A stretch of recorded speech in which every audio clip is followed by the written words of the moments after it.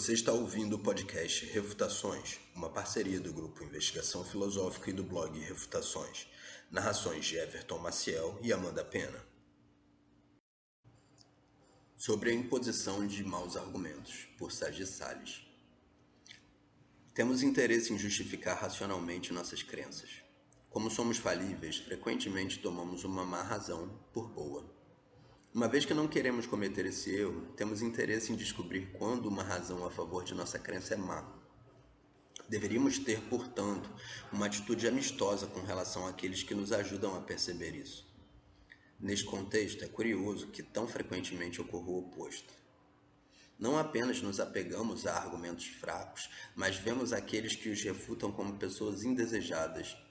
Tente mostrar aos amigos de esquerda o quão ingênuos são os argumentos mais comuns contra a redução da maioridade penal, ou aos amigos de direita o quão ingênuos são os argumentos mais comuns contra o casamento homoafetivo, e suponha que perceberá rapidamente o que digo.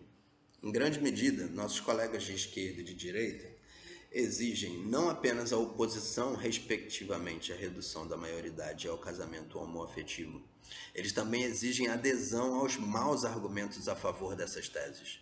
Não apenas temos de ter as mesmas crenças que eles, temos também de aceitar as mesmas tolices como razões. Se não o fizermos, seremos vistos como inimigos.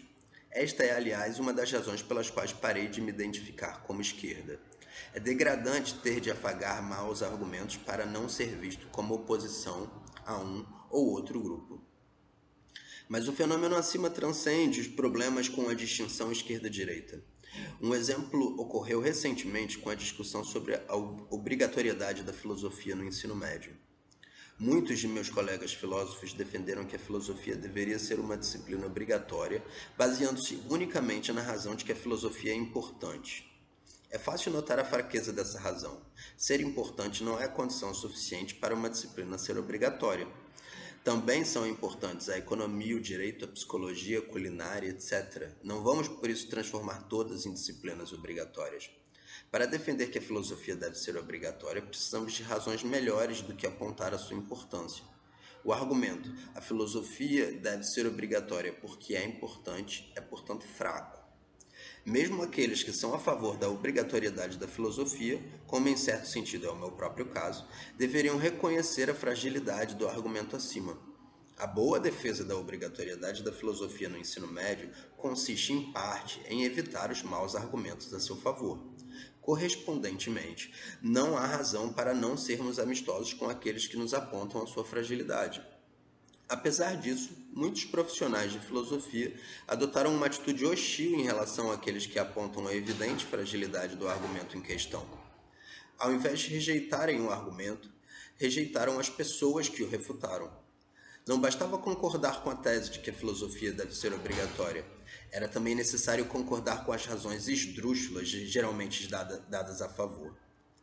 Outro exemplo é o que podemos chamar de argumento do socialista de iPhone. Argumenta-se que os socialistas de países capitalistas são quase todos hipócritas, pois quase todos possuem ou valorizam bens caros. Em sua versão mais forte, essa objeção se baseia na tese de que é impossível para um socialista possuir e valorar tais bens sem ser um hipócrita. Há algum tempo escrevi um artigo de opinião tentando mostrar que essa objeção é fraca. Como é óbvio, rejeitar o argumento do socialista de iPhone não implica em ser ou tornar-se um socialista. De fato, mesmo aqueles que não são socialistas têm interesse em rejeitar as más objeções ao mesmo. Não havia motivos, portanto, para os críticos do socialismo receberem com hostilidade os meus argumentos. Infelizmente, foi precisamente isso que aconteceu. O fato de apontar a fraqueza de um argumento contra os socialistas foi encarado com hostilidade. Ao invés de rejeitarem o mau argumento contra o socialismo, ou tentarem responder-me adequadamente, rejeitaram a mim com acusações que beiram a infantilidade completa, com direito ao vá morar em Cuba. Não apenas temos de ser capitalistas, temos também de aceitar os maus argumentos contra o socialismo. De um modo geral, em muitos assuntos temos a seguinte atitude: ou as pessoas aceitam nossos maus argumentos a favor de nossas crenças, ou as consideramos pessoas de algum modo indesejadas. Em suma, criamos ambientes de pressão para que todos, ou pelo menos todos de nosso grupo, adotem nossos argumentos ruins.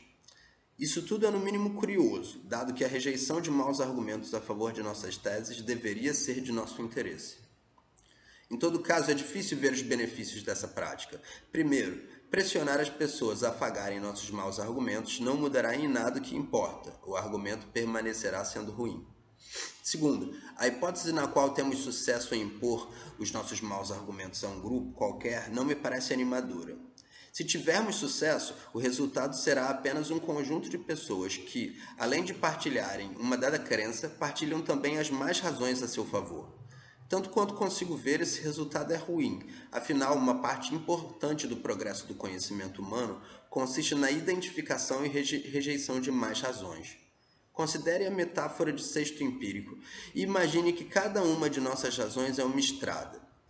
Consideremos que uma razão ruim é quando não nos leva ao destino desejado, isto é, a conclusão que almejamos.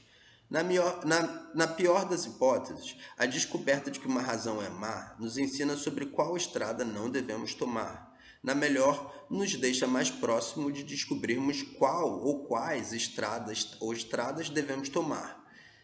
Em qualquer caso, progredimos. Na medida em que tal progresso é desejável, o resultado da imposição de nossos maus argumentos é ruim. Por fim, e mais importante, a pressão para que os outros aceitem nossos maus argumentos é uma expressão ainda mais paradigmática de irracionalidade e arbitrariedade do que a pressão para que aceitem as nossas crenças.